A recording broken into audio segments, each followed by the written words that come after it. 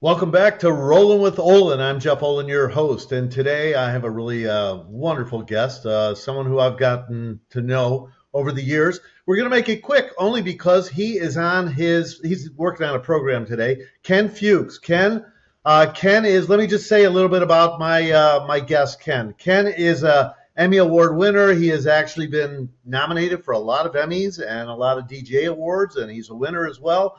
He's a winner in life. He's an incredible guy. Ken is probably one of the busiest TV directors that's on today. He does the Bachelor franchise. That's like huge. We all know how huge that is. And he does, Shark Tank, and he does Family Feud, and so much more. Ken, welcome to the show. Hi, thank you, Jeff. Man, I am Appreciate so it. excited. I'd like to just start out the gate, and we look. I know you're from New York. You're from the East Coast. I don't want to get into that right now. I'd rather just jump into this. Where are you right now? Can you explain where you're at? Because I love that you are in a control room. Can you tell us where you're at? We're in Atlanta. We're down at Tyler Perry Studios shooting Family Feud with Steve Harvey. And yeah, we're in the truck here and getting ready to come back and do a couple more shows today. And it's fantastic. It's a great show. I love working on it. And I like being in Atlanta other than being away from my family in Los Angeles. Absolutely. And so, do you do the show there mostly, almost all the time at Tyler Yeah, Perry Studio? this is our 17th year Oh my down God! here, Congratulations. and is that right? 17? Yeah, I believe so. In 17 years with Mr. Harvey, and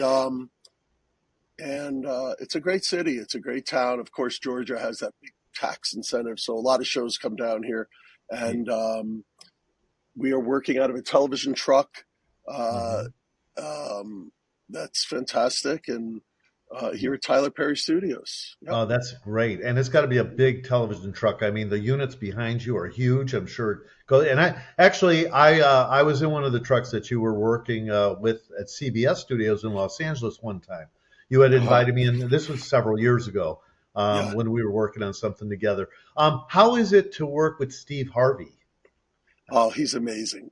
The greatest thing, people always ask me, like, well, Family Feud, that feels very formatted, game show, but it's anything but with Steve. He's just completely spontaneous and off the cuff all the time. Um, for me, it really feels like I'm directing a comedy special every Yeah, day, I'll every show, bet. because you don't know where he's going. Of course, the game plays similarly every day, but what he does with it is unbelievable. And that for me is a challenge and also what, gets my juices flowing creatively. Well, the show we look, it's been going so long. You've been on it for so long. You've been on so many different shows. I'm so really, I can't even tell you how lucky I feel just to have you on and for you to make time for me. I know you're on a lunch break over there, and that's really, it's exciting to have you on. So, with Family Feud, I mean, that works so different. You have a live audience for that, do you not? That's right. Yeah, a couple hundred people come in. Uh, One group in the morning, we do a couple shows, break for lunch, and then another group comes in for the afternoon session. Wow, that's incredible. Look, I don't even know, and maybe we'll get into it. Maybe we'll have time, but your schedule's all over the place. So you do Family Food. You also do Shark Tank. How is it working on Shark Tank as opposed to working on Family Feud? Because Shark Tank, I don't believe you have a live audience on that, right? Correct, right. We did one live show. We did a premiere a couple of years ago with a live audience, but no, in that show, there's not a live audience, and it's a little different. It's very different. There's no host per se. I mean, the Five Sharks are sort of our hosts, and the show tapes a little more. It's sort of a bit of a hybrid, somewhere between a reality show and a stage game or competition show. So, we tape for a bit longer, and that goes through a more of an edit post process than maybe, for instance, a game show does. hmm And how do you deal with like literally all these sharks, all these billionaires in the room? I mean, it's got to be tough to like just deal. I'm guessing one may want a little more attention than the other. They're incredible. I have to tell you. There's six. The six. Well, Mark's leaving unfortunately this year. Yeah. Um, but we've had just the best time, and they're such lovely people. They're really all self-made, millionaires, billionaires. Hmm. So they Hmm. come from the same, they're cut from the same cloth as you and I, Jeff. They're just out to, make a meaningful life for themselves, and entrepreneurial, and they're brilliant. They're different than us in that they're brilliant. And they are incredible to work with because they show up when we need them to show up. They're there. They're very professional. They know they work. They're hard workers, and they pretty much do, are very easy to work with in terms of, like, if we need them to do something, or if I need to get in their ear about something, they're they're always willing to go along. They want to make a good TV show, and they also want to represent themselves on the show well. So it's been a pleasure, that show. 17 years on that show, and every day is just a real pleasure because their professionalism, and also the joy of sort of working on a show where you're um, learning so much, and really kind of, watching the American dream come true, and watching these entrepreneurs come out to the rug and spill their guts, and give their heart, in an effort to, make a deal, and see their companies grow. So that's a wonderful experience. Yeah, it's incredible. I mean, I've watched it a gazillion times. I'm sure everyone else has. It's one of those shows that you can't get enough of. As a matter of Right. fact, almost all of your shows you can't get enough of. There's Amen. just it's just amazing, and how you became a director in doing all this. Can you just reflect on that a little bit?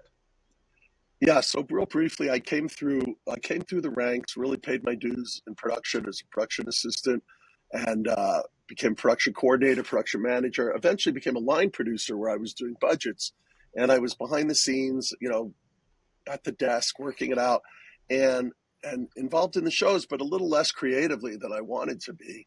And then at one point, I sort of had the opportunity to kind of take a sideways step from production into stage managing a dean world.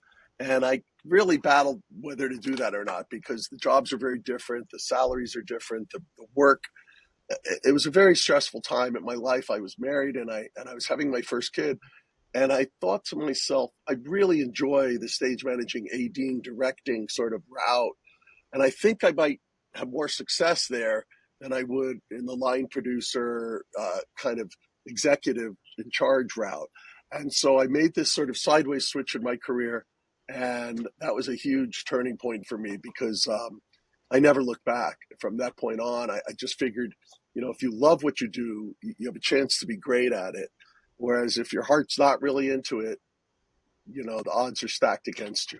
So that was sort of how my career has sort of panned out. Yeah, but you've learned a lot along the way. I mean, just to learn, the different angles, the different this, the talking to the people, what have you, because it is not easy being a director, Ken. It cannot be. And you are working constantly, right? I mean, I'm, your I'm schedule. trying. What's your I'm schedule very like? available. Anyone wants to hire me right now. I'm very available uh, at certain months, certain times of the year. But no, the schedule's been great. I've been very blessed. Look, let's go back to the beginning. This is this business is a lot of luck and a lot of who you know, but a lot of luck and a lot of, like, being in the right place at the right time, and getting onto Family Feud and Bachelor, both around 2002, both been around 23 years. It's just a miracle, like, people are lucky to have one show for 20 years, to have two. And they both happen sort of circumstantially, and yes, I work hard, but there's a lot of great directors out there who don't have, who haven't been that lucky. And I know that I'm very lucky, and I'm very, very, very grateful. Um, and I try to make the schedules work. They don't always work. The shows have sort of, played nicely with each other and given me opportunities to to try to keep working on all of them, but it doesn't always work out. Yeah. Um, but we do the best we can. Yeah, well, you're so well respected by not only, the crew, the everybody who works on the show just loves you, Ken. And I mean, I've been there, I've seen it, I've heard everything, and I've read everything. It is one thing to be a good director. It's another thing to be well respected as a director, and you do a phenomenal job. Thank you. Of course, I want to get into The Bachelor because that's a huge franchise, and we both know how big that is. But just doing what you do, I think being a director and knowing exactly what you're doing every day and getting up and going to work. And what I did want to ask you on that is, how much prep do you do, like on any of these shows? Do you do prep at home, or do you leave it all right there at the office? Well, no, obviously post COVID, a lot became more virtual, but we've always been able to prep quite a bit from home between Zooms and phone calls and conference calls. There's a lot of meetings, uh, both in person. The different shows have sort of different prep process. With Shark Tank and Feud, we don't change a lot year to year, so that's become a little bit more dialed in. But we always talk about updating sets and maybe a just a small adjustment cosmetically here or there. Sometimes there's format changes. Usually, I check in with the executive producers every so often during the off season and find out what's new, what's planned, what do we want to change, if anything, as well as from the studio and the network or the syndicator. So there's sort of three levels of there's sort of three layers of bosses, and and then on Bachelor, the most interesting part of that prep for me is the scouting. A lot of locations, obviously, and I just love location scouting. I find it to be so creative, and so many decisions are made there, and it's just, it's exciting, it's stressful, it's important, and being just hand in hand with the designers and the producers, of course, and kind of figuring out the creative, uh, it is just one of my favorite parts of the prep. Um, and then there's also a lot of personnel, like hiring crews and figuring out crews and spending a lot of time on schedules. I like to be very involved in my scheduling. I think some directors are not, but I think it's also part of my responsibility. And then when I'm on the set, I can feel more responsible for that schedule if I was a part of making it.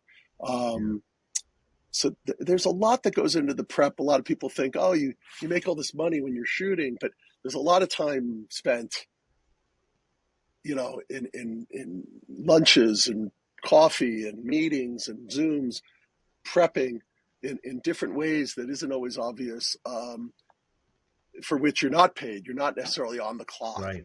but but it's all critical to the process. Right, because everybody thinks in our industry that it's just like that, whatever they're seeing on Right. TV, or in the movies, that's it. It Right. it takes months of planning, pre-planning, That's right. and That's right. months, and sometimes even years. I mean, it's unbelievable the planning that goes into it.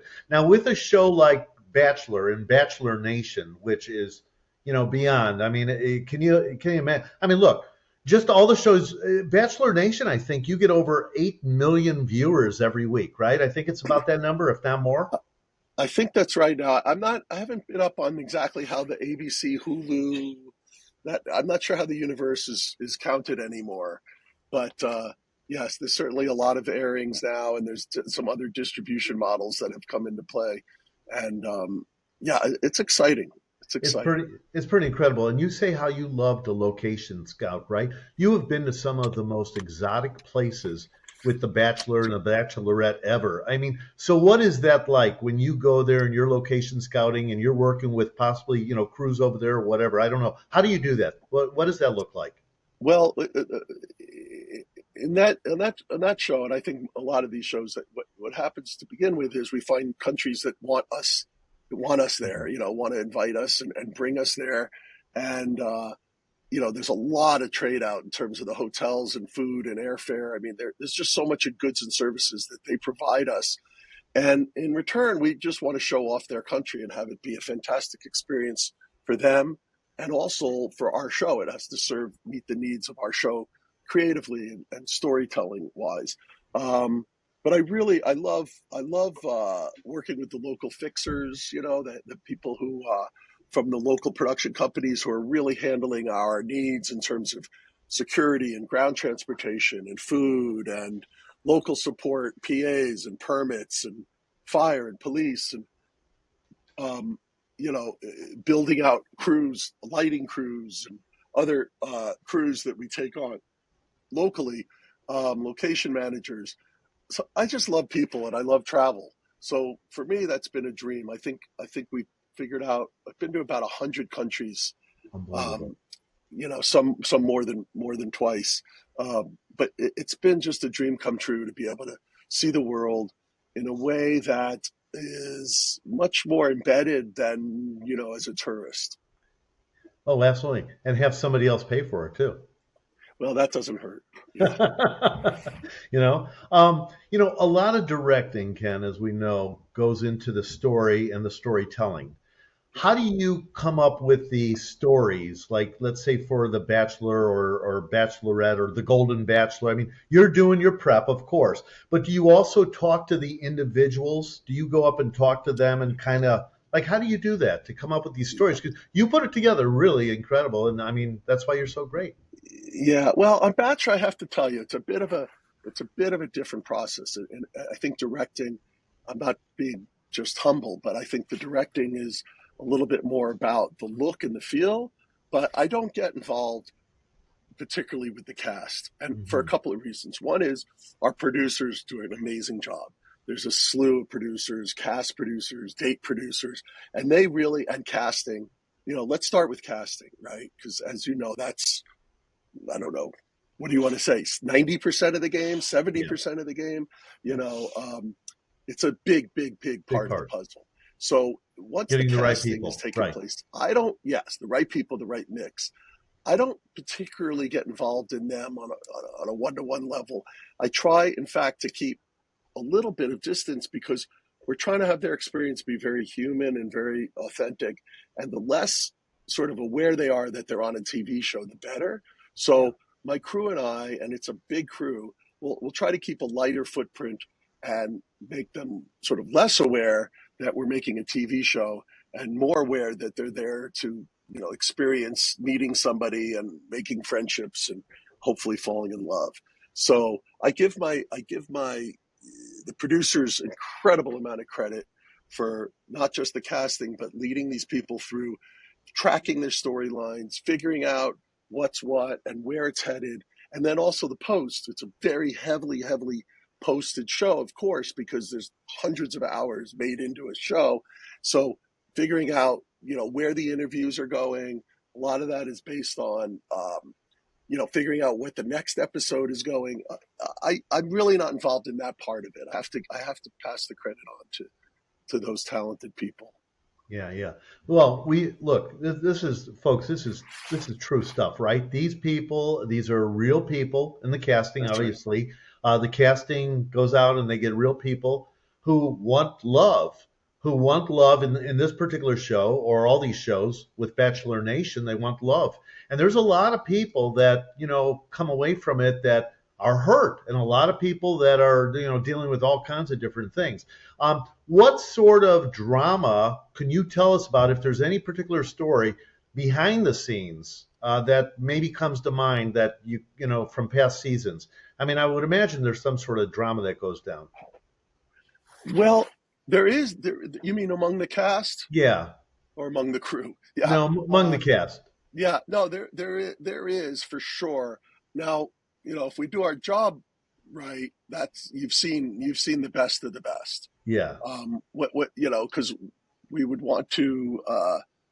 I'm trying to think if there's an instance where things have gone down that we haven't, because in general, everything's fair game. If we're shooting it, we don't have any hidden cameras. We don't trick them into okay. saying or doing anything that they don't know they're doing. So if it happens on camera, God willing, it happens on the show on TV because that's what makes the show special.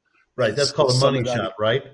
Yeah, but you're onto something, which is you could spend 1,000 hours preparing an episode and what you think's going to go down Mm. emotionally or story wise, and then it goes off the rails, and that's always the best stuff. Right. So my job as a director is to sort of be ready to pivot and capture that in a way that's real and true and honest storytelling, not fabricated, because it couldn't possibly be, because we didn't even know it was going to happen. And also for the producers, we just have to allow the freedom for the cast to go there, because it may create a huge problem for us financially or schedule wise, or it's not at all the way we thought things were going to go. And yet that's important, because that's really, those have been the most dramatic moments. Colton running down the driveway, jumping over the gate, it became like a whole thing. Well, who the heck knew that might happen? Or just on a more basic level, we could be out on a beautiful date, and now there's a thunderstorm, and now we're like running into some crazy coffee shop, and all of a sudden we created something that wasn't there before, that can be just as beautiful or even more different and weird and wonderful. And now the cast, how they react together to this unforeseen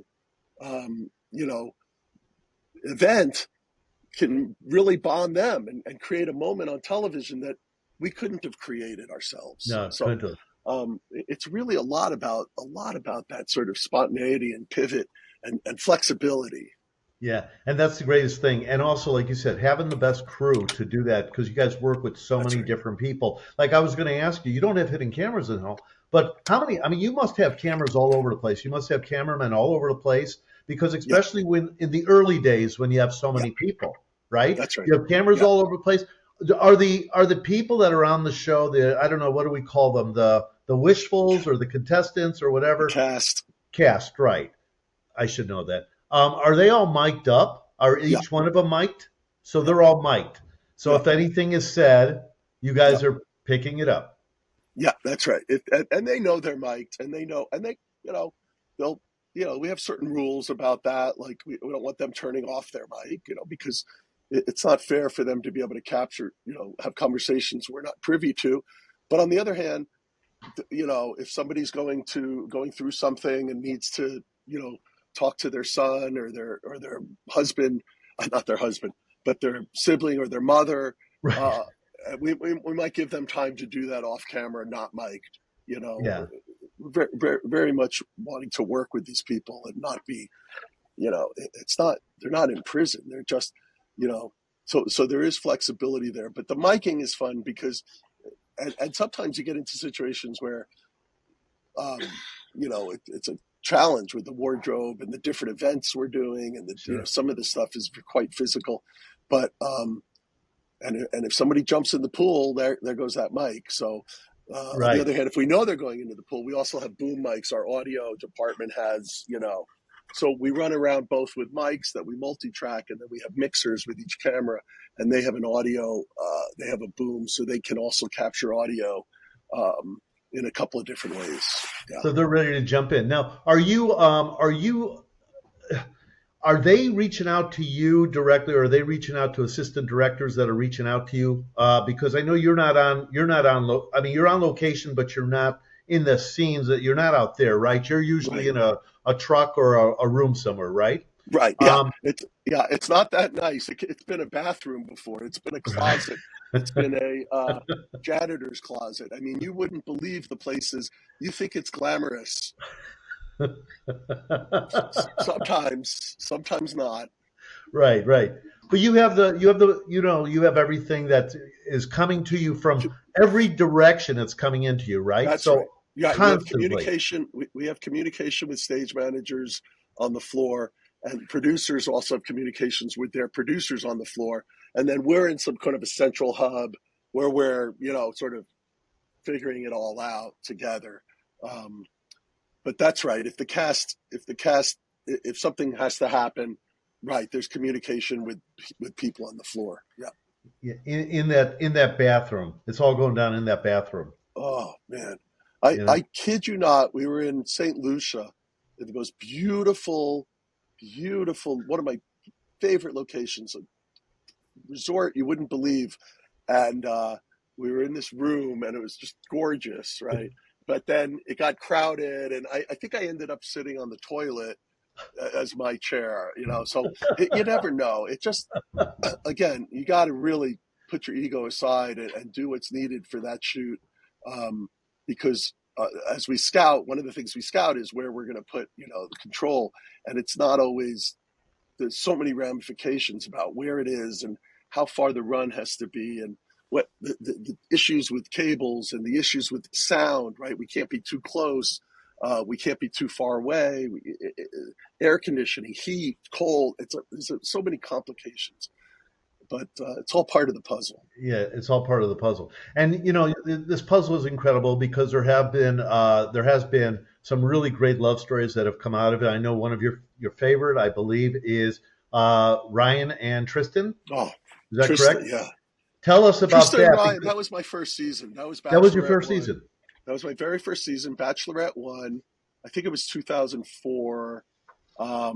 They did 2 seasons of Bachelor, and then Trista, and I just love them. Wow, what a great! And then we did their 10th year, renewed their vows uh, uh, as a special for ABC, and I saw them recently at one of the weddings we did. Doing the weddings is it's just such a great moment of, Happiness. yeah, and it's sort of like it really verifies that what we're doing isn't all bullshit. It's like there's real people involved, real feelings, and it's just a lovely thing. And Tristan and Ryan are the gold standard, because I think for 2 years, for a couple of seasons, this was, I think, one of the first dating shows ever. And people Yeah. would say, oh, that'll never work. That'll never work. But you know what? It only had to work once. That's right. Before no one could ever say that again. Because once it worked once, all bets were off. Yeah, and they are such a beautiful couple. I mean, any Yeah. interviews I've seen on them, it's just, it's gold. It's really gold.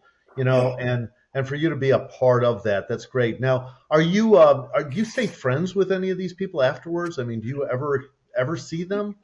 Yeah, not too much. Again, I try to because I'm sort of trying to, as a director, not a producer, but as a director, I'm trying to keep my distance a bit from them because I don't want them thinking about TV. I just want them feeling what they're feeling. So, and then after the fact, they go on with their lives and I go on with my life. So not terribly, not a lot, not a lot. There are a few really cool, special people that I maybe got stuck in an airport with for 4 hours or something. And so we bonded over that experience. But there's definitely been a few along the way, I would say, Ben Higgins and Joey and Trista for sure, and some of the Bachelorettes, and more recently Joan, a wonderful woman, our first Golden Bachelorette. But there's a few that I'm in touch with, but in general, not particularly. Yeah. Did you ever think, Ken, that this would go as long as it has, and especially now with the Golden Bachelor and all the Golden Bachelor? I mean, it's incredible, right? Jeff, I'm still waiting to grow up and get a real job. It's incredible.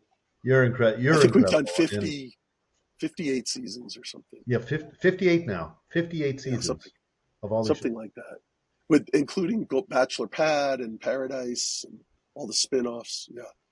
It's incredible. So, look, I read somewhere you've got this great quote, and I want everybody to know this quote from Ken.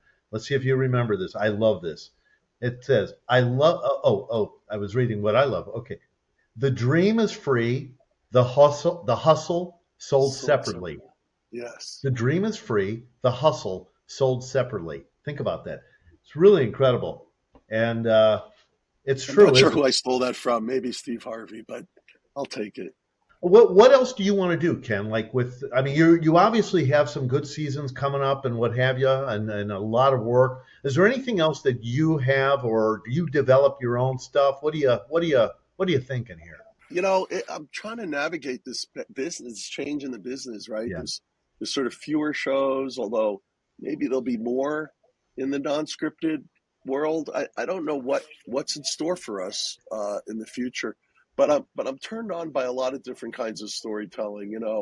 I get involved a little bit in some live TikTok stuff and some YouTube, and I really I'm very energized by the creative energy by some of these producer, influencer, content creators. For me, I miss some of my favorite experiences have been on the comedy sketch side, working with the Mhm. writers who are I find so brilliant, and also music. More music, more music, more music, more Yeah. music. If I could, that would be the dream for me. Um, Even just doing a little music on Celebrity Feud when we had some of the guests do musical numbers was like a blast. So um, I don't know. I just keep pushing the boulder up the hill, and I've sort of stayed out of the development game a little bit because I've been so busy, and I'm sort of trying to focus my energies and concentrate my bandwidth on like the task at hand. Yeah. But you never know. Actually, my son and I are creating a show together, and hopefully we can sell that. So that's I kind of hope so. exciting. I hope so. I hope so. Well, Ken, first of all, thank you, thank you, thank you for coming on. I want to give you, as a producer and a director on my end, I suppose, a hard out, because I know you are still working and you got to go back and you took your lunch break for us. Let me just ask you, just, with as busy as you are and all the shows you have going on, do you have any, besides music, any other passions? Because I mean, you're so busy with family and work and this and that. What else do you do in your free time? I do have a 6-year-old. Somebody thought it would be a good idea to have a kid at 58. I don't know She's who. so cute. Uh, I thought she'd keep me young. Um, I spend a lot of time with my sons, and I Yeah, try to stay healthy, man. You know how it is right now. We're at that age where it's sort of like, you know, you can't just allow yourself. There's no staying the same. yeah, You either have to work hard to stay the same, or you're getting older. So I do a lot of mountain biking, and I do a lot of swimming, and I play golf, right. and I go to the gym, and I see my friends as much as I can. I've really sort of now starting to appreciate all my old friends Hmm. more and more, and kind of, it's funny. Life's taken a full circle, and it's sort of I feel like I'm now finally appreciating some things that I can have time and energy to slow down and appreciate that I didn't before. So, um, Yeah, mm, you're right. At our age, it's about now, and actually at any age, it's about now. Do what you can and just enjoy yeah, every moment of yeah, life. And you do yeah. have a beautiful family, Ken. And I've met your Thank you. sons, obviously. And I Yeah, I hope we can do this again when we maybe have a little more time, get into a little more and more stories. But I thank you this is for great. this time, Yeah, Ken. that's great. No problem, Jeff. My pleasure, and I appreciate you and everything you do. I know we've worked together well, and you've got a great thing going on, and I wish you the best with the podcast. Thank you, and I appreciate you. And enjoy every moment. Thank you again, Ken. I Yep. really appreciate it. And thank you, audience, again for tuning in and staying with me here on Rolling with Olan. Thanks, everybody.